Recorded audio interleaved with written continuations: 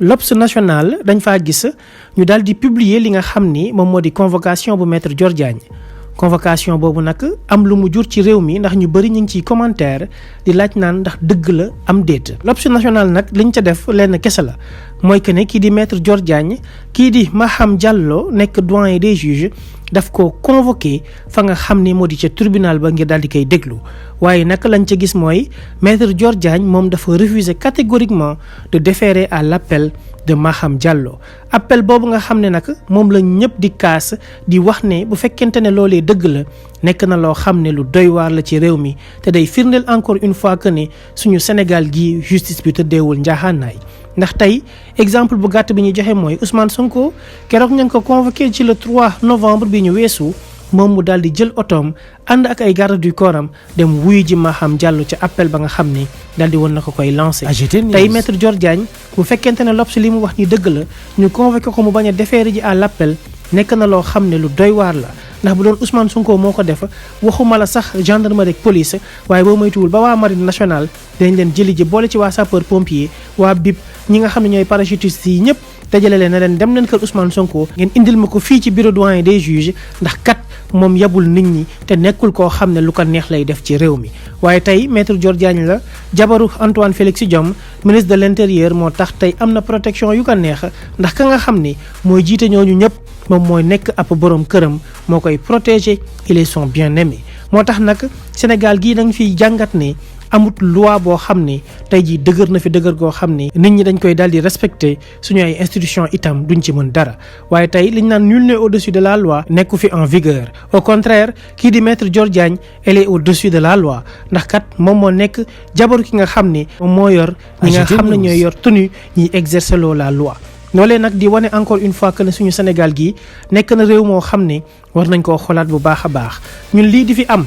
fii rek la am ci Sénégal amul feneen Sénégal képp ngay gis mbir yu ni mel Sénégal kese ngay gis justice bu nërmeelu Sénégal kese ngay gis benn napp justice boo xam ne lu neex waaye def su fekkente ne da ngaa fare ak le président Macky Sall. Sénégal kese ngay gis justice boo xam ne lu neex waay dugg lu neex waay génn par rapport ak li nga xam ni moom moo neex le président Macky Sall bu dee yaa ngi koy def rek yaa ngi ci sa jàmm yaa ngi ci sa salaam bu dee yaa ngi ca rek yow kenn du la sonal ci lenn loo xam ni dafa ñeel wàllum pression politique wala mu ñeel loo xam ni daf lay sonal jëm ci li nga xam ni moom lañ lay toppee wala mu nekk li nga xam ne itam moom lañ lay jiiñ. maître Dior Diagne ci fàttali Ousmane Sonko daf ko boole ci ñi nga xam ni lim na leen ci complot bi nga xam ni moom daf ne moom lañ teg ci ab ndoddam complot bi nga xam ne dafa jël kii di Serigne Bassirou Gueye daal di ko cay jiital moom Ousmane Sonko mu ne Serigne Bassirou Gueye lépp moom moo ko orchestré ànd ci ak le général Moussa Fall mu ne nag la nga xam ne moo di rapport bu enquête interne bu gendarmerie nationale dafa wane carrément et clairement que ne kii di Serigne Bassirou Gueye moom moo orchestré la nga xam ne moo di complot ba amoon ca Sweet Beauté ànd ci ak ñeneen ñu ko ci jàppale ba tuddaale ci maître Dior Diagne mi nga xam ni moom lañ nekk di wax ak ki nga xam ne moo di Mamour Diallo maître Dior Diagne mile moom bokk na ci ña nga xam ne ab audiowam dafa fuité woon ndax dafa am ci benn groupe bu mu ko doon dugal juum dugal ko ci beneen ab groupe boo xam ni gars yi dañ ko gaawantu tasaare ko mu nekk lu doy waar loo xam ni ñëpp xam nañ ne fii ci Sénégal ku ko déglu da ngay xam ne lii ab complot la lii lu ñu préparé la lii lu ñu teg sur la table waxtaanee ko la laata sax Adji Sarr di dem ci capitaine Touré di fa déposer la nga xam ni moo di ab plaintam ba kookee nga xam ne tey dañ koo rajee ndax dëgg nekk di jël li nga xam ne mu di ab déposition am capitaine Touré moom ñu dàq ndax dëgg tey jii dëgg googu moom moo continuer fii ci Sénégal ba tey nanga wu fee feeñ ndax am ñoo xam ne ñoom ñoo ci dëgg seen tànk dëgg goo xam ne justice bi ko war a àttee nekkul justice bu équitable nekkul justice boo xam ne ñëpp la tollale yemale doole yëpp nekkul justice boo xam ne daf di ndey di seexa ndax justice boobu moo tëj Cheikh Oumar Diagne justice boobu moo tëj Ousmane Diagne justice boobu moo tëj Abdou Karim Gueye nitu dëgg moo tëj itam Papito Kara làq jant bi Amidia mi ñu jiiñ wàllum force spéciale te ñëpp xam nañ ne kooku c'est une femme vulnérable loolee yëpp nag di wane que ne Sénégal amul justice wala boog am na justice waaye dafa féete boor dafa nekk justice boo xam ne yow mi nga xam ne faroo ak le président Macky Sall boo defee naka sudul noonu gu tuuti kenn du la ko baal yoon dafay dal sa kaw justice la boo xam ne tey jii mën ngaa sax bañ a def dara ñu am rek lenn loo xam ne dañ la cee fekk wala ñu dégg la ci te neexul leen ñu daal di lay jëli yóbbu la ca la nga xam ne moo di instruction fàtte la ca kaso ba looloo dal Abdou Karim Gueye xurum xaq loolu moo dal Papito Kara loolu moo dal Ousmane Diagne ci ay mbir yoo xam ne c'est élémentaire yu waroon a mën a ñàkk waaye nag lépp da ngay xam ni ab préparation dong la ndax li ñuy préparé nekk lenn lu dul atum 2024 moom la ñuy préparé actuellement ni ñoom